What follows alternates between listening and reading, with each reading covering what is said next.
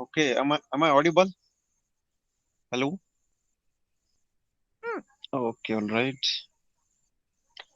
So, friends, so you have joined, okay? Friends, in the last lecture, yesterday we have seen working of our constitution, right? And that we have seen three major areas. That is democracy, okay? Second one was social justice and equality. After that, we have seen judicial system, right? Role of the judicial system. So I hope you have revised all that things. And today we are going to take the next lesson of your political science, that is the electoral process. म्हणजे भारतामध्ये निवडणूक प्रक्रिया कशा कशा पद्धतीने पार पडते ते बघणार आहोत आपण. Okay, so shall we start? Are you ready? Hello?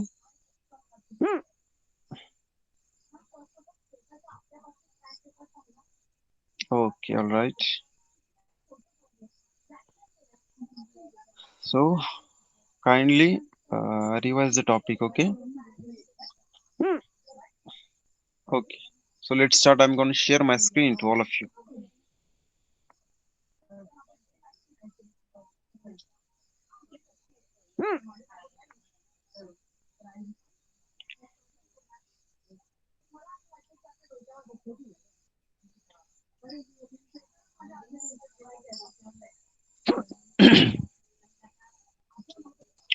Okay, was the screen visible to all of you?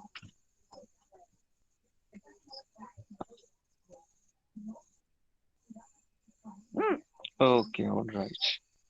So we can start. So let's move for the narration of the topic. Okay, let's start. Election have played a major role in the working of India's democracy. Okay, for India's democracy, elections have provided the major support. Okay, because without elections there is no democracy.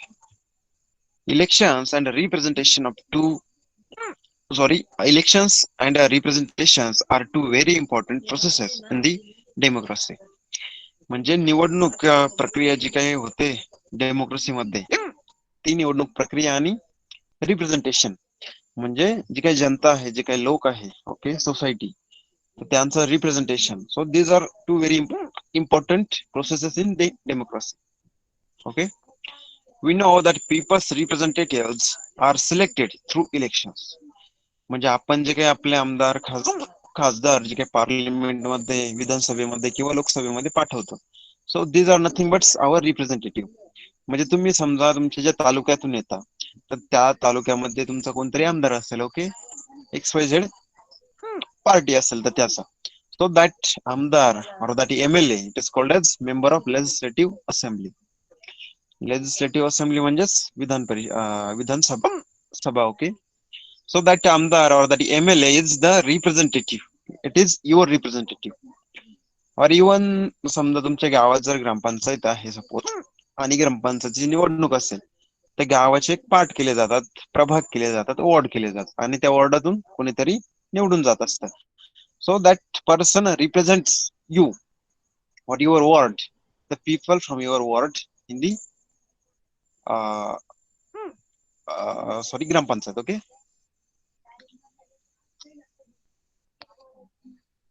So, am I audible to everyone? Hello.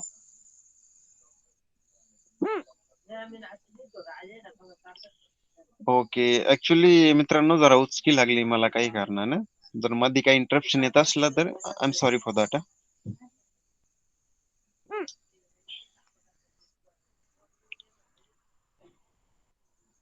Okay, we know that people's representatives are selected through elections. Elections help to bring a change in power through peaceful means. म्हणजे मित्रांनो बघा, change of power, here is the term, that is change of power.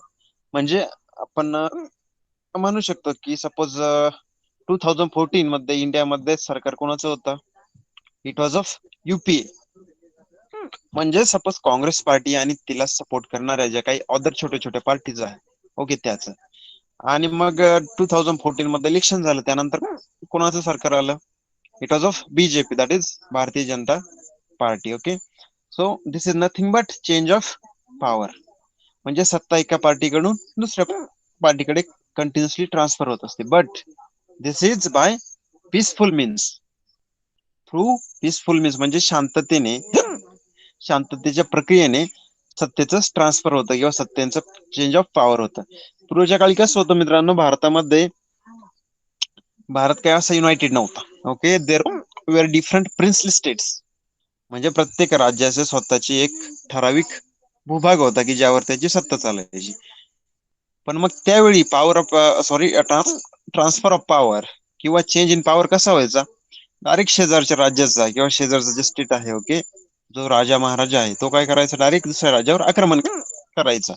So he was invading the another country. So this was the mode of power transfer in medieval era or in ancient India. Okay, तर पूर्वीच्या काळी काही लोकशाही नव्हती, त्यामुळे काय, मला ती जर एखादं राज्य हवं असलं तर मी डायरेक्ट माझ्या सैन्य घेऊन त्या राज्यावर आक्रमण करणार, त्यावर इन्व्हेजन करणार आणि ते माझ्या ताब्यात घेणार, तिथं सत्तेचं ट्रान्सफर करणार. ओके, चेंज ऑफ पॉवर, आता तिथे माझी सत्ता आहे. परंतु because of the democracy, never before in the history of world the transfer of power or the change of power has become so peaceful.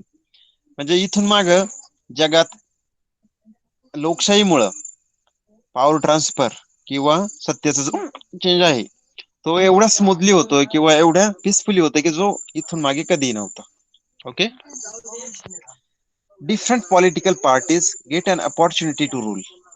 आपण आता डिस्कस केलं की वेगवेगळ्या ज्या पार्टीज आहेत त्यांना रूल करण्याची किंवा राज्य करण्याची, गव्हर्नमेंट चालवण्याची संधी मिळते. Policies of the government and life of society also changes. मग काय होतं, वेगळं गव्हर्नमेंट आलं ते काय करणार, त्यांच्या वेगळ्या पॉलिसी असणार. ओके, त्यांचा वेगळा जाहीरनामा असणार. ओके, म्हणजे ते सांगणार की आमच्या पॉलिसी अशा असणार आहे, आम्ही ह्या गोष्टी करणार नाहीत, आम्ही त्या गोष्टी करणार आहे. पुन्हा जर काही वर्षांनी पुन्हा सत्ता चेंज झाली, नवीन पार्टीचं जर सरकार आलं तर तिथे काय होणार आहे, पुन्हा पॉलिसी चेंजेस मे बी होऊ शकतात. ओके, कारण पूर्वीच्या गव्हर्नमेंटने काही केलेल्या गोष्टी त्यांना जर आवडत नसतील तर ते काय करणार, डिफरंट पॉलिसीज आणणार.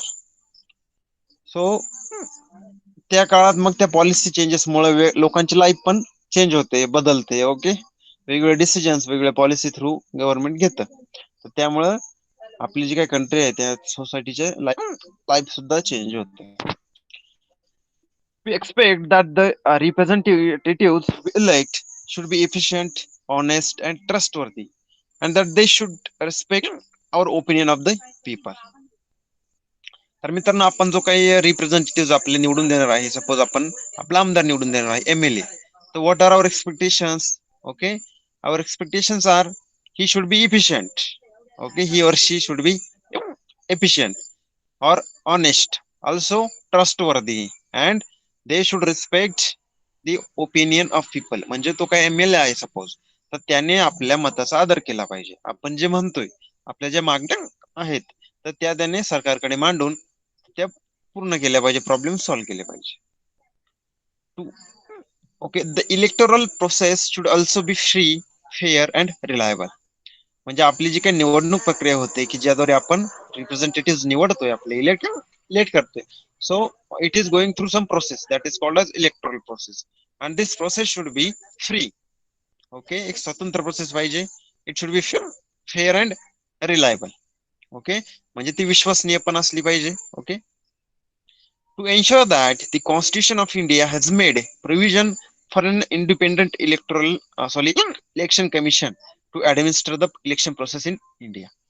तर ही जी काही प्रोसेस आहे ही फ्री झाली पाहिजे, फेअर झाली पाहिजे आणि रिलायबल सुद्धा असली पाहिजे. म्हणजे या प्रोसेस बद्दल कोणाच्या मनात काही शंका नको आहे.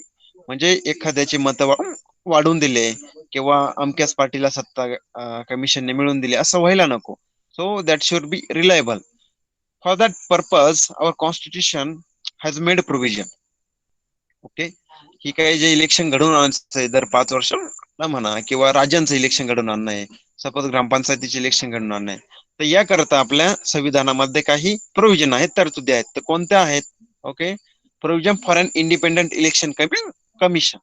म्हणजेच आपली जी काही निवडणूक आयोग आहे त्याची घटनेमध्येच सुरुवातीच्या काळामध्येच तरतूद करण्यात आली आहे. Okay, to administer the election process in the India. The Election Commission of India and the state election commissions conduct all important elections in our country.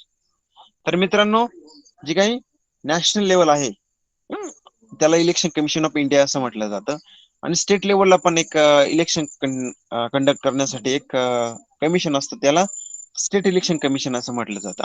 आणि या जे काही दोन स्टेट कमिशन्स आहे, नॅशनल आणि स्टेट, ती वेगवेगळ्या इम्पॉर्टंट इलेक्शन आपल्या कंट्रीमध्ये कंडक्ट करते.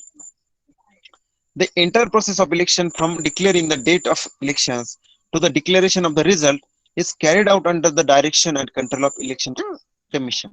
म्हणजे जर देशामध्ये इलेक्शन प्रोसेस किंवा इलेक्शन प्रक्रिया घडवून आणायची असेल तर ती केव्हा घडून आणायची याची डेट डिक्लेअर करेपासून तर त्या इलेक्शनचा रिझल्ट डिक्लेअर करेपर्यंत या सर्व गोष्टी आहे या इलेक्शन कमिशनच्या अंडर, त्याच्या मार्गदर्शनाखाली आणि त्यांच्या गायडन्स खालीच कॅरी आउट केल्या जातात. ओके, घडवून आणल्या जातात. The election process is an inseparable component of a comprehensive democratic process. Okay, म्हणजे इलेक्शन प्रोसेस जी आहे, निवडणूक प्रक्रिया आपल्या देशातली, ही इनसेपरेबल म्हणजे आपण हिला दूर करू शकत नाही, किंवा हा एक अविभाज्य भाग आहे आपण असं म्हणूयात डेमोक्रेटिक प्रोसेसचा. Okay, so in this chapter we will understand the structure, functions and role of election commission. तर या चॅप्टर मध्ये मुख्यतः आपण काय बघणार आहे, हे जे काही इलेक्शन कमिशन आहे की ज्यावर रिस्पॉन्सिबिलिटी आहे to conduct the elections at various levels. Okay, so we are going to see its structure, its function and its role. So guys, are you getting? Okay, we are going to see about the election commission. The main chapter is about the function of election commission, structure of election commission. Okay,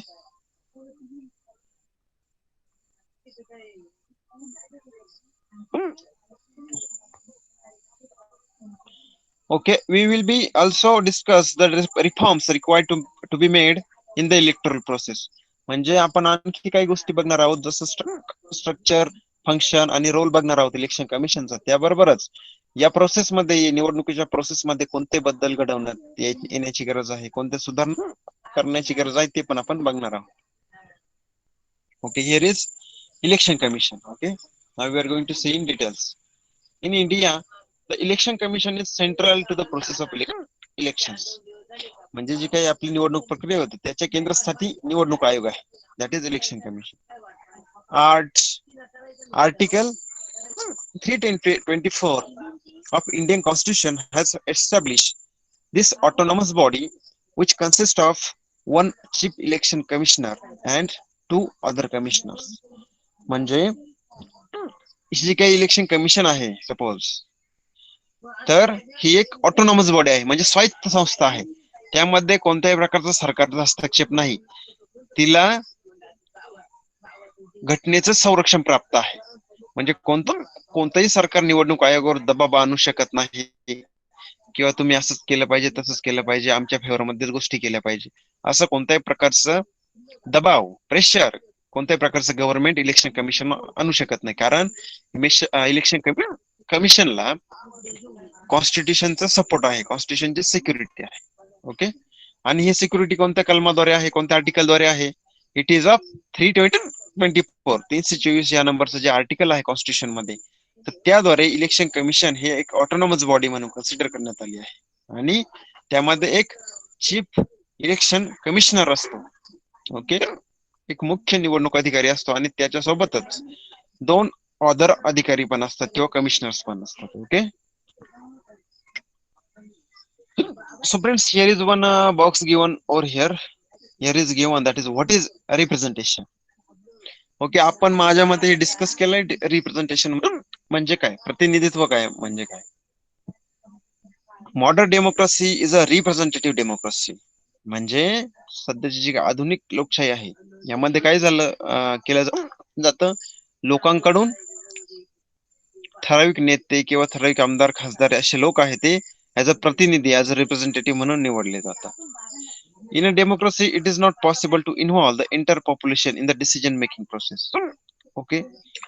तर मित्रांनो, decision making, समजा आपल्याला गव्हर्नमेंटला आपल्या देशासाठी काही policy बनवायची आहे, suppose असं समजा की आपल्या देशाच्या लोकांना पॉलिसी बनवायची आहे आपल्या देशासाठी, तर तुम्ही असं नाही करू शकत की देशातील प्रत्येक नागरिकाला जाऊन विचारू की आपण असं केलं पाहिजे, आपण कसं केलं पाहिजे, ओके, या गोष्टी ऍड केल्या पाहिजे किंवा त्या नाही केल्या पाहिजे, ओके, किंवा ही गोष्ट अशीच असली पाहिजे. You cannot involve all the population, प्रत्येक नागरिक, प्रत्येक जो काही आपण म्हणूयात प्रौढ अडल्ट जे पर्सन आहे त्यांना आपण इन्व्हॉल्व करू शकत नाही किंवा विचारू शकत नाही. So that purpose, for that purpose, for the decision making, we elect some people from our area. Okay, आपल्या भागातून आपण काही लोक निवडून देतो. सपोज ग्रामपंचायत सदस्य झालं, पंचायत समिती सदस्य झालं, जिल्हा परिषद सदस्य झालं सपोज, और MLA, ओके, और MP. This resulted in the starting of practice of electing some people on the behalf of entire population as representatives who would run the government. म्हणजे आपण काय करणार, एक जो काही पर्सन आहे त्याला निवडून देणार ऑन बिहाफ ऑफ पॉप्युलेशन, म्हणजे आपल्यातर्फे आपली बाजू मांडणारा, ओके, आपलं मत सांगणारा आपण एक पर्सन निवडून देणार on behalf of entire population.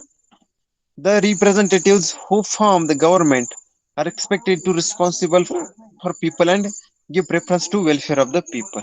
Okay, you can understand this.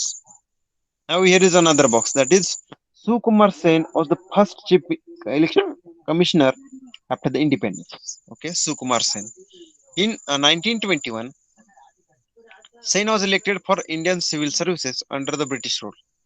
आता आपली जी काही तुम्ही EPS माहितच असेल तुम्हाला, ओके, जी काही आपण भारतीय लोकसेवा आयोग किंवा संघ लोकसेवा आयोग असं म्हटलं जातं UPSC, तर ही इंडिपेंडन्स नंतर चालू झाली. त्या अगोदर काय होतं, इंडियन सिव्हिल सर्व्हिसेस म्हणून एक परीक्षा व्हायची, एक एक्झाम व्हायची, आणि त्याद्वारे ब्रिटिश गव्हर्नमेंटला मदत करण्यासाठी इंडियन पीपलला पण सिलेक्ट करायचे.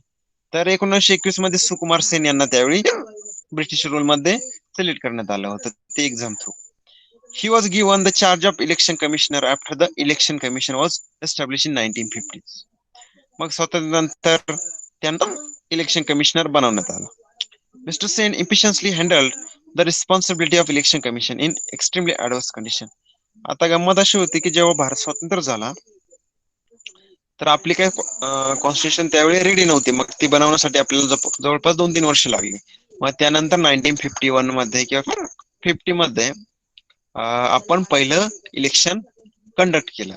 तर ते कंडक्ट करण्याची जबाबदारी कोणाकडे होती, mister Sen, okay, mister Sukumar Sen.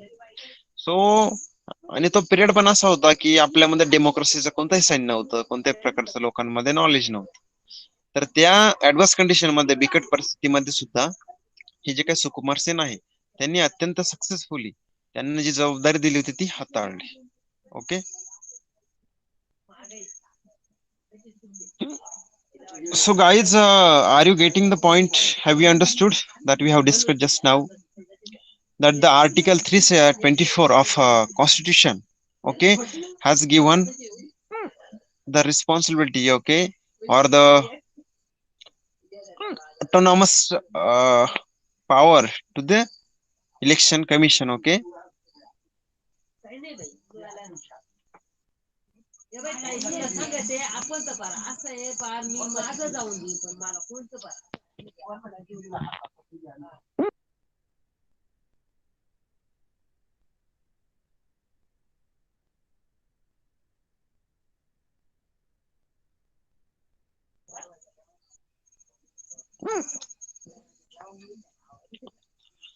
The president appoints the election commissioners.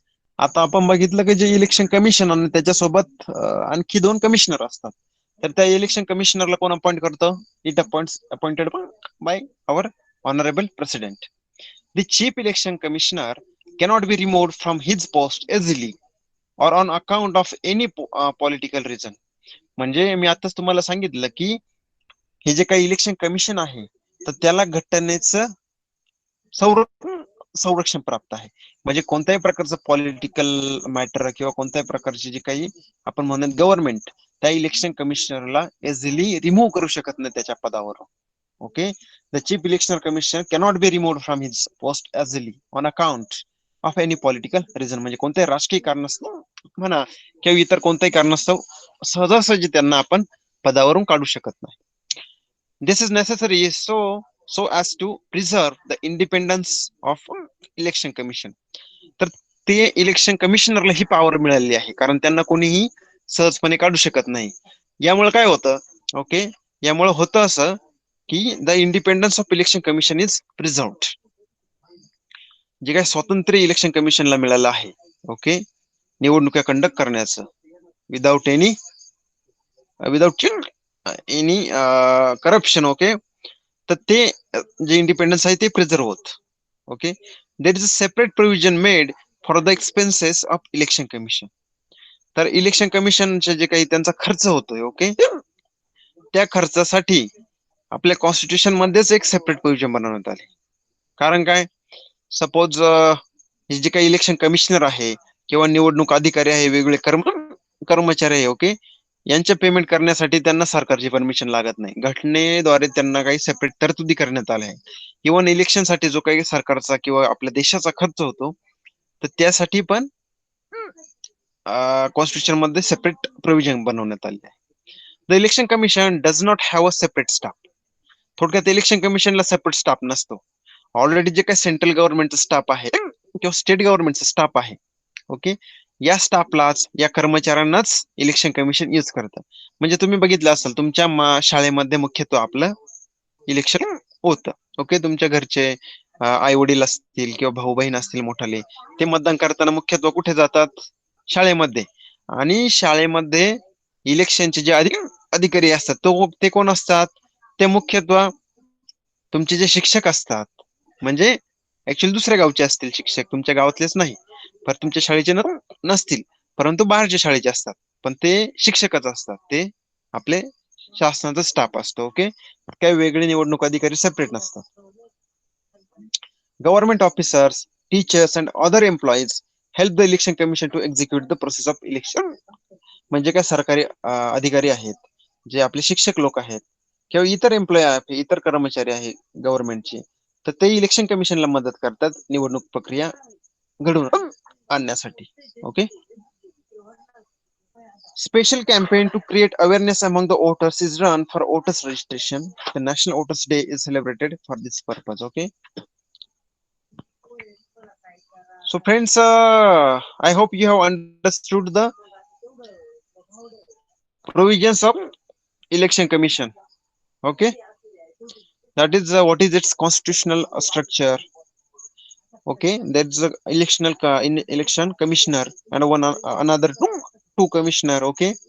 The commissioner is appointed by president.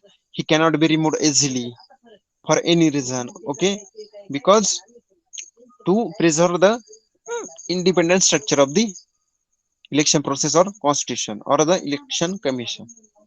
Then election commission do not have separate staff. Okay, our government officers, our teachers and other employees helps to execute the total electoral process in the country.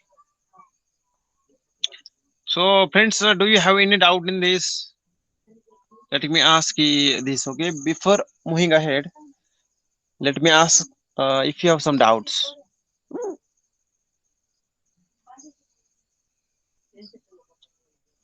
Okay, all right.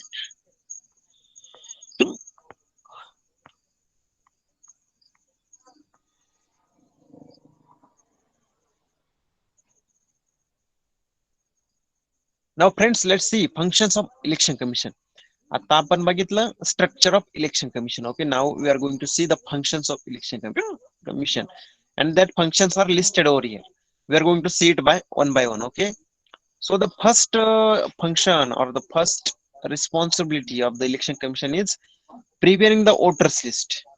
म्हणजे निवडणुकीमध्ये जे लोक मतदान करणार आहेत तर त्यांची list तयार करणं. ओके, आपल्याकडे okay, every Indian citizen who has completed 18 years of age has a right to vote.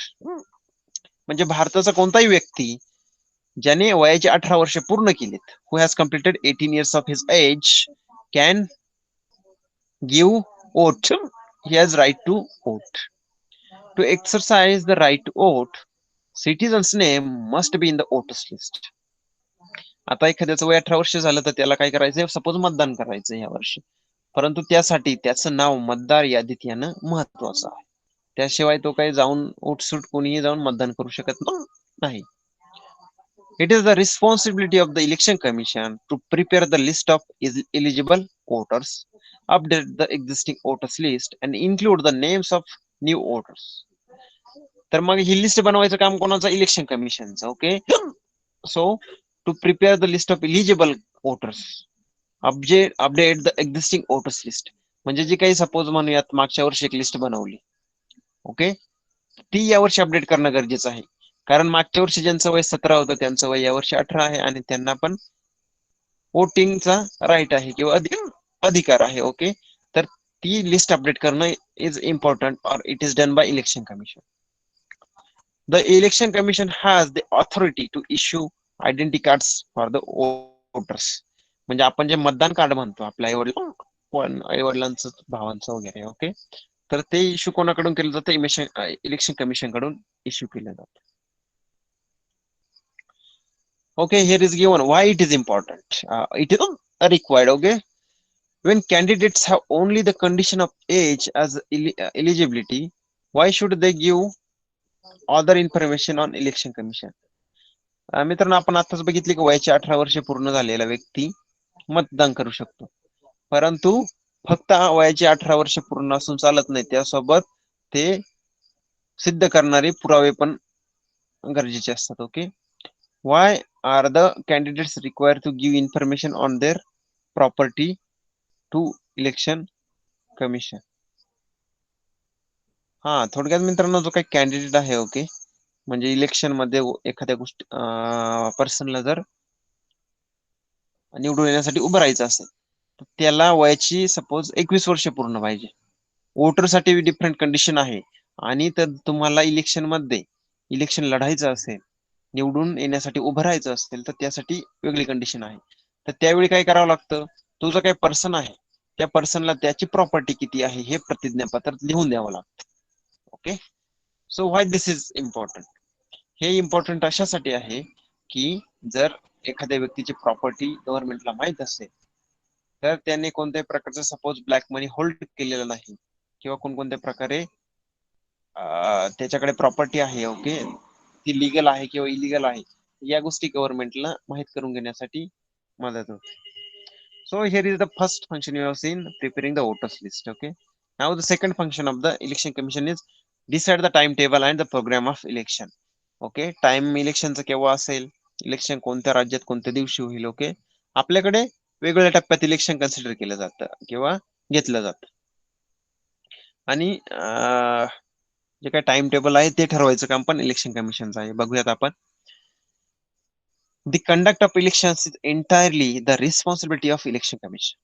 Okay, the election commission decides when to conduct elections and in how many stages to hold elections in every stage. मित्रांनो, आपण आपल्याला माहितच आहे की आपल्या देशाची लोकसंख्या, population ही प्रचंड मोठी आहे. It is tremendous, it is a huge population. Okay, so at one time, one day, you cannot conduct the election in whole country. आपल्या भारताचं जे काही टोटल क्षेत्रफळ बघता किंवा पॉप्युलेशन बघता, इलेक्शन कमिशन एकाच दिवशी पूर्ण राज्यात इलेक्शन घेऊ शकत नाही. त्यासाठी वेगवेगळ्या राज्यात कधी इलेक्शन घ्यायचं, कोणकोणत्या टप्प्यांमध्ये घ्यायचं, किती टप्प्यात घ्यायचं, so all this things are decided by election commission. पुन्हा ते कधी घ्यायचं, so all this things are decided by election commission. Now so it is a function of election commission. Now the third function is scrutiny of the applications of the candidate. आता suppose तुमच्या गावातून, suppose तुमच्या तालुक्यातून एक MLA आहे, तो निवडून आला, परंतु मे बी आणखी 2-3 जण त्या ठिकाणी निवडणुकीसाठी उभे राहिलेले असतात, परंतु त्यामध्ये 2-3 पैकी ज्या MLA ला सगळ्यात जास्त वोट मिळतील, ज्या पर्सनला, ज्या कॅन्डिडेटला सगळ्यात जास्त वोट मिळतील, so he will be winner of that election. So मग त्यासाठी काय करावं लागतं, आधी जो काही कॅन्डिडेट आहे त्याला ऍप्लिकेशन करावं लागतं. ओके, त्याला वेगवेगळ्या प्रकारचे डॉक्युमेंट्स प्रोव्हाइड करावं लागतात ऍप्लिकेशन सोबत, आणि त्याच्या संपत्तीचं विवरण पण त्याला द्यावं लागतं. तर मग त्याची छाननी करणं, त्याची स्क्रुटिनी करणं, की याने दिलेल्या गोष्टी बरोबर आहेत की नाही, याचा जो काही याने ऍड्रेस प्रूफ दिलाय तो बरोबर आहे की नाही, याने एजचा जो दाखला दिलाय तो बरोबर आहे की नाही. ओके, सो या गोष्टींची छाननी केली जाते. So this is done by election commission. This is their function, their duty, their responsibility. After the election dates are declared, every political party selects the candidates to contest elections. Okay, एकदा काही election कमिशनने election कधी करायचं ही date declare केली की ज्या वेगवेगळ्या पार्ट्या आहेत, ओके, तर त्या पार्ट्या काय करतात, आपले आपले जे उमेदवार आहे, आपले आपले जे कॅन्डिडेट आहे, जे इलेक्शन कमिशन मध्ये कॉन्टेस्ट करणार आहे, ओके, पार्टिसिपेट करणार आहे, त्यांची यादी बनवत. Some candidates contest election independently without support of any political party.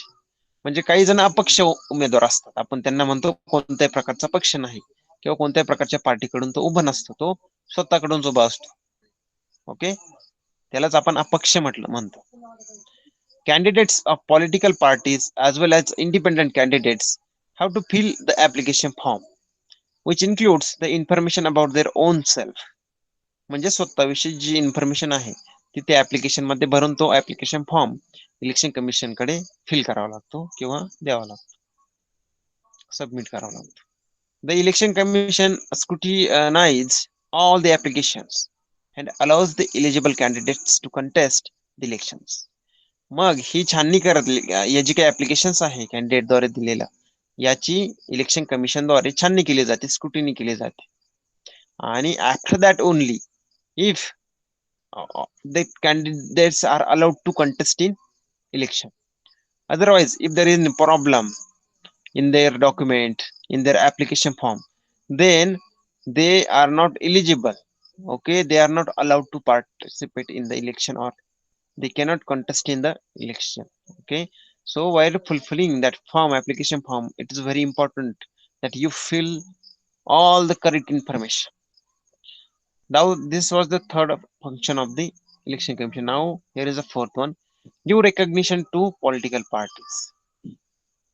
We have a multi-party system in our country. New parties continue to be formed. म्हणजे आपली जी काही कंट्री आहे, आपला देश आहे, त्यामध्ये बहुपार्टी म्हणजे मल्टी पार्टी सिस्टीम आहे. म्हणजे बऱ्याच पार्टी भारतामध्ये अस्तित्वात आहे. दरवर्षी कोणीतरी स्वतःची नवीन पार्टी ओपन करतो. सपोज महाराष्ट्राचा विचार केला आपण किंवा इंडियाचाच विचार केला तर बीजेपी आहे, काँग्रेस आहे, ओके, बीएसपी आहे, कम्युनिस्ट पार्टी आहे, समाजवादी पार्टी आहे, ओके, आणि महाराष्ट्राचा विचार केला तर शिवसेना आहे, राष्ट्रवादी काँग्रेस आहे, पुन्हा बीजेपी आहे, मनसे आहे. So these parties should get the authorization or confirmation from the election commission. मग सपोज आता असं करूयात की मला एखादी पार्टी उद्या ओपन करायची आहे, ओके, मी त्या पार्टीचा अध्यक्ष असणार, तर मला अगोदर इलेक्शन कमिशन कडून त्याचं कन्फर्मेशन, त्याचे परमिशन घेणं इम्पॉर्टंट आहे, आणि त्यांना रिकग्निशन देणं, ओळख देणं, हे इलेक्शन कमिशनचं एक फंक्शन आहे, काम आहे. Okay, split in the parties result in the formation of new parties. म्हणजे काय, सपोज बीजेपी कन्सिडर करूयात आपण एक एक्झाम्पल म्हणून. We will take the example of BJP और Bharatiya Janata party. Now suppose there are two parties, party within the party. म्हणजे बीजेपीचे जे काही निम्मे नेते आहेत त्यांना वाटत आहे की आमच्या मनाचा निर्णय होत नाही, आम्हाला योग्य न्याय मिळत नाही, तर आम्ही आमची बीजेपी फोडून दुसरी सेपरेट पार्टी करणार आहोत. मग काय झालं, ते पुन्हा बीजेपी असं नाव देऊ शकत नाही. ओके, त्यांना डिफरंट नाव द्यावं लागतं, त्यासाठी काहीतरी चेंज द्यावं लागतं त्या नावामध्ये. So there is now split in the original party. So this is nothing but split in the parties, and that the result in formation of new parties. All political parties are required to be recognized by the election commission. Okay, election commission कडून यांना recognition मिळालं पाहिजे, permission मिळाली पाहिजे new political पार्टीजला. Election commission also has a right to derecognize any political party. म्हणजे एखादी party आहे सपोज, आणि तिने जर इलेक्शन कमिशनने घालून दिलेले नियम, रूल्स, रेग्युलेशन जर फॉलो केले नाही तर election commission can derecognize that part. Okay. The election commission also allots election symbols to the political parties. Okay, आता तुम्ही बघू शकता बीजेपीचा इलेक्शन सिम्बॉल आहे कमळ. Okay, lotus. पुन्हा तुम्ही शिवसेना घेतला तर त्यांचा आहे धनुष्यबाण, काँग्रेसचा घेतला आहे तर हाताचा पंजा, राष्ट्रवादी काँग्रेस घेतला तर घड्याळ आहे. Okay, so these are the different symbols of different political parties and all these symbols are allocated by election commission or you should have permission for that. Okay, now the fifth function is to resolve any dispute relating to elections. म्हणजे इलेक्शनच्या related, निवडणूक प्रक्रियेशी related काही disputes, काही वादविवाद जर निर्माण झाले तर त्यांचं निराकरण करणं, त्याचं रिझोल्युशन करणं, दूर करणं. This is also the task of election commission. The election commission has the responsibility of resolving any dispute that may arise regarding elections. Accordingly, to declare any candidate as disqualified or conduct re-election in a particular constituency is the responsibility of the election commission. म्हणजे काय होत आहे मित्रांनो, जर एखादा candidate निवडणुकीसाठी उभा राहिला परंतु त्याने काहीतरी चुकीच्या मार्गाने निवडणूक जिंकली, म्हणजे लोकांना पैसे देऊन निवडणूक जिंकली. ओके, किंवा तुमचे जे निवडणुकीचे बूथ आहे तेथे खोटं मतदान केलं. ओके, तर अशा कॅन्डिडेटला election commission can disqualify to. Okay, म्हणजे जरी तो निवडून पण आला आणि नंतर सिद्ध झालं की याने चुकीच्या मार्गांचा अवलंब केला, okay, he used corrupt practices, okay, to win the election, then election commission can disqualify that person even if he is winner of that election now. Okay, and now if he is disqualified, then there should be re-election there. Okay, election should be conducted once again. So that is also responsibility of the election commission.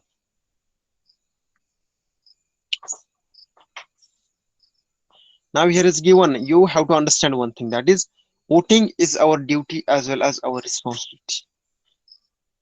म्हणजे मत करणं किंवा मतदान करणं ही आपलं कर्तव्य आहे, त्याचप्रमाणे आपलं ती एक जबाबदारी सुद्धा आहे. ओके, बऱ्याचदा असं होतं की इलेक्शन आहे, आज सुट्टी आहे, जाऊ द्या कशाला इलेक्शन करता, बाकी लोक करतील, तसं इलेक्शन करून काय फरक पडतोय. So you should not think like this. Okay, as a citizen of this country, आपल्या देशाचा एक जागरूक नागरिक म्हणून देशाचा, ओके, एक अवेअर सिटीजन म्हणून you should always vote once you are eligible for voting. Okay,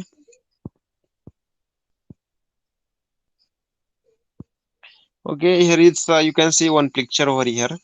Some students are discussing over here. Okay, some government has to observe the code of conduct declared by the election commission.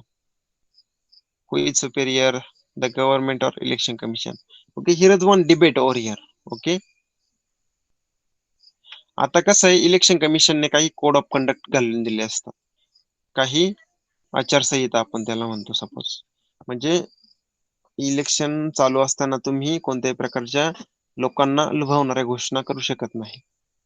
Okay, तुम्ही लोकांना पैसे वाटू शकत नाही, चुकीच्या मार्गाचा अवलंब करू शकत नाही. ओके, या गोष्टी इलेक्शन कमिशनने ठरवून दिल्या आहे, परंतु या गोष्टी ऍक्च्युअली लोक पाळताय की नाही, या गोष्टींचं पालन करणं, ऑब्झर्वेशन करणं कोणाकडे आहे ऍक्च्युअली काम, ते गव्हर्नमेंटकडे आहे.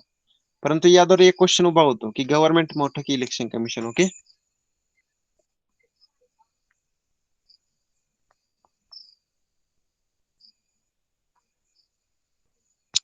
now friends, we have seen the different functions of election commission, right?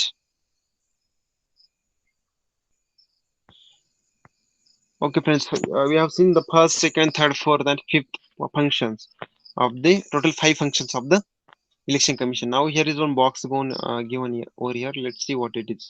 Why is it so? म्हणजे असं का आहे, काय विचारले बघूयात. Some constitutions are kept reserved for scheduled caste and scheduled tribes. असं माझ्या मध्ये आपण अगोदर पण डिस्कस केलंय की समाजातील किंवा आपल्या देशातील काही जे सीट्स आहे हे मुख्यत्वे एस सी आणि एस टी हे जे समाज आहे, हा जो काही विकर सेक्शन आहे आपला, समाजाचा किंवा आपल्या सोसायटीचा, तर त्यांच्यासाठी रिझर्व्ह आहे. तेथे जाऊन कोणीही जनरल कॅटेगरीचा पर्सन इलेक्शन लढू शकत नाही. Okay.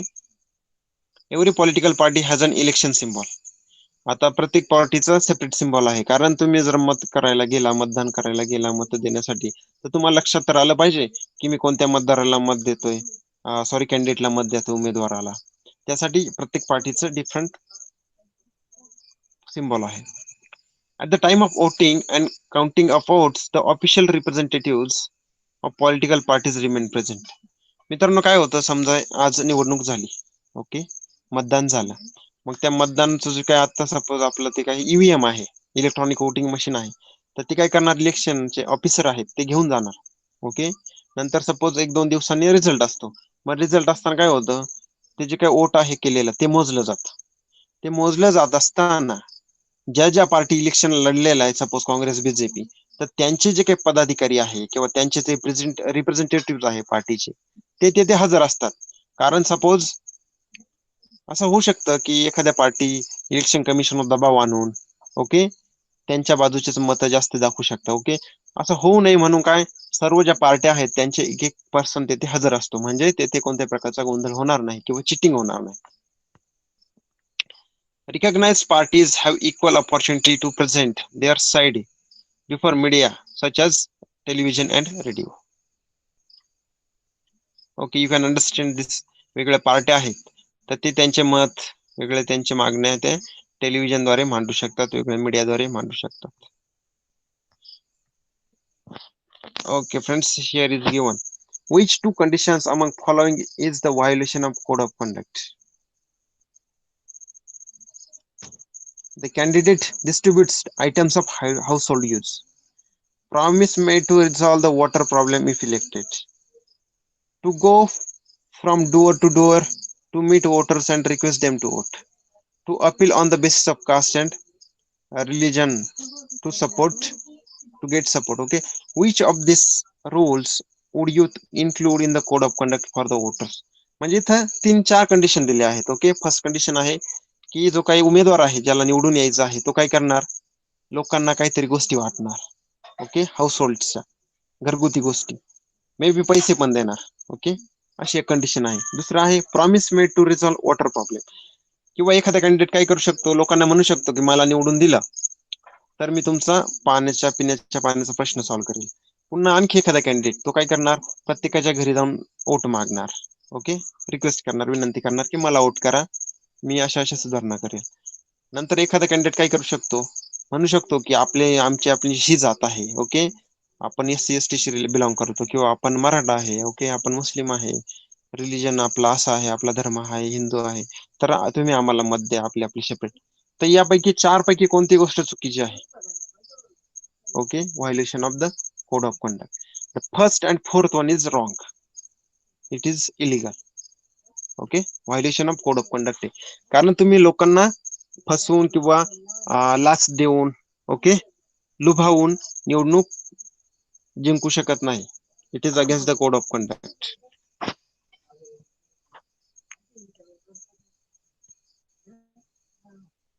Here is one voter name is given. You have to remember this is the first voter in the history of India or after independence. That is Sham Sharan Negi. Okay, Himachal Pradesh. She was the first voter in the India. He exercised his right vote on the 25th October 1951 in Lok Sabha election. जे काय भारताचं पहिलं election झालं लोकसभेचं 1951 मध्ये, त्यामध्ये पहिलं मतदान श्याम शरण नेगी यांनी केलं होतं, जे हिमाचल प्रदेशमध्ये आहे. Hello friends, so are you getting the point that we are discussing right now? Any doubt regarding that? We have seen the structure of the election commission. We have seen different responsibility of the election commission, okay, functions. Now we are going to see that process, how that process conducted by election commission.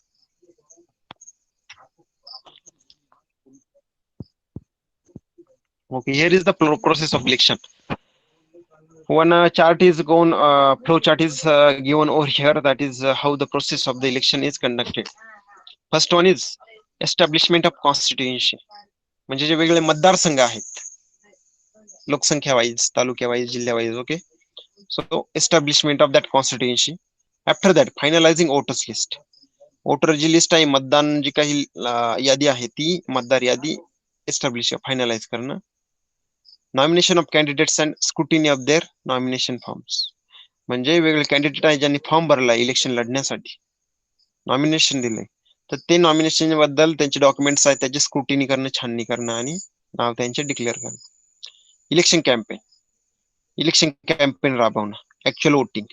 मग ज्या दिवशी actual vote होणार आहे, पुन्हा कंटिन्युइंग counting votes. Sorry, मग 2-3 दिवसांनी ते vote count करणं. ओके, मतमोजणी त्याला म्हटलं जातं. Result of election. मग after counting there will be clear who has got more votes. Okay. Resolution of disputes regarding election.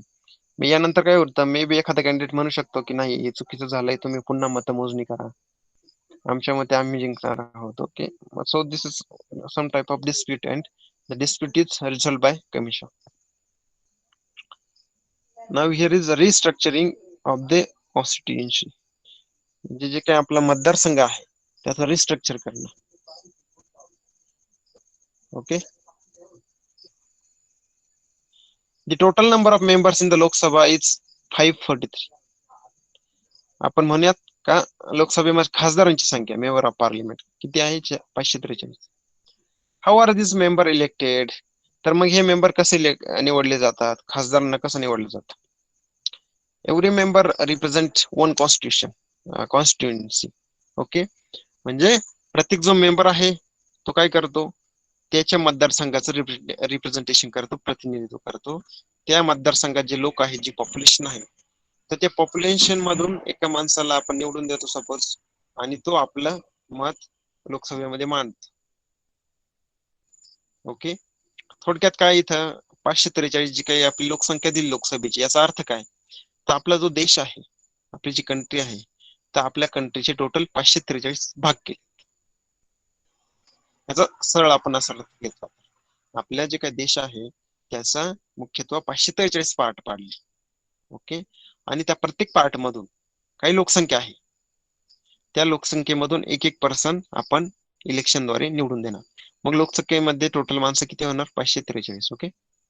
It means there are 543 constituency of Lok Sabha.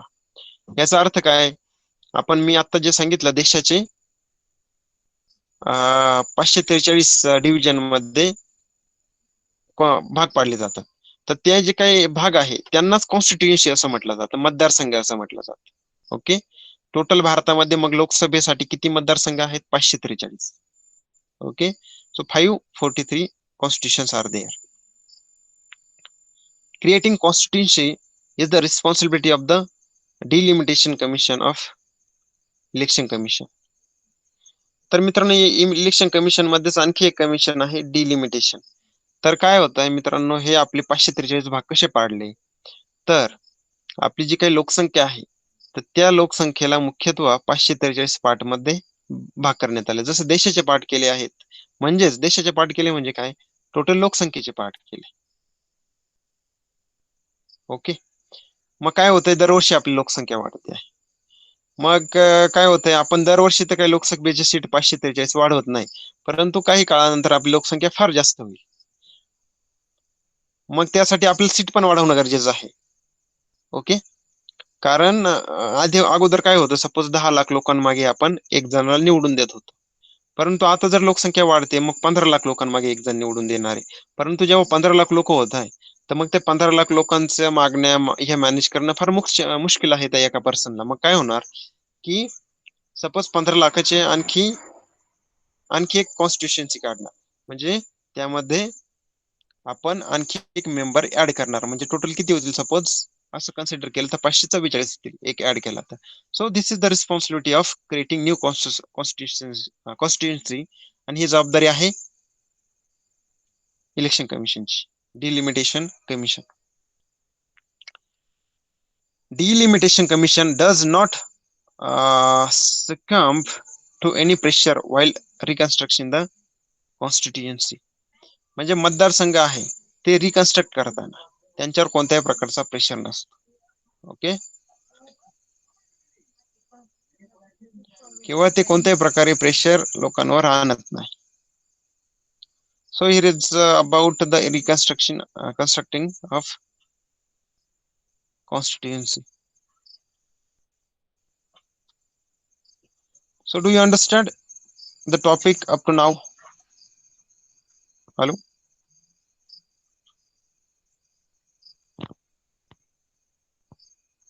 Okay, for everyone, I hope everyone is with the same thought that they are understanding.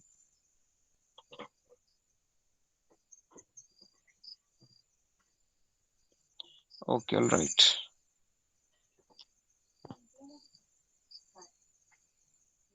So friends, here is the new topic, that is the code of conduct, right?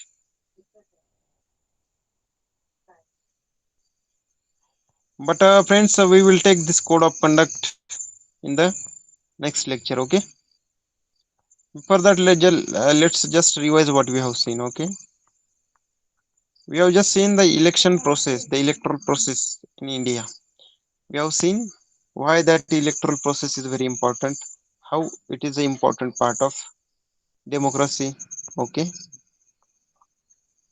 How that election should be, how that electoral process should be. It should be fair, free, and trustworthy. Okay. After that, we have seen who conducts that election process, right? We have seen about the election commission. Now we have seen its structure also. What is the constitutional provision for that? How it is autonomous? We have seen chief election commissioner. Then who appoints him? Okay. What are his powers? Why he cannot be removed? Okay. And election are carried out with the help of already staff of government. There is no special staff for conducting the election at election commission. Now we have seen the different functions of that election commission. Almost we have seen five functions of election commission. And after that we have seen the structure of the process of the election. And now we are seeing it one by one once again. Okay. The rest of the topic we will conduct in the next session. So for today it's over. I conclude this session for today. Okay. And friends, you can leave the class now. Okay. But before that, one exercise for you. You have to revise the topic. Okay. So good night, everyone. Goodbye. You can leave the class.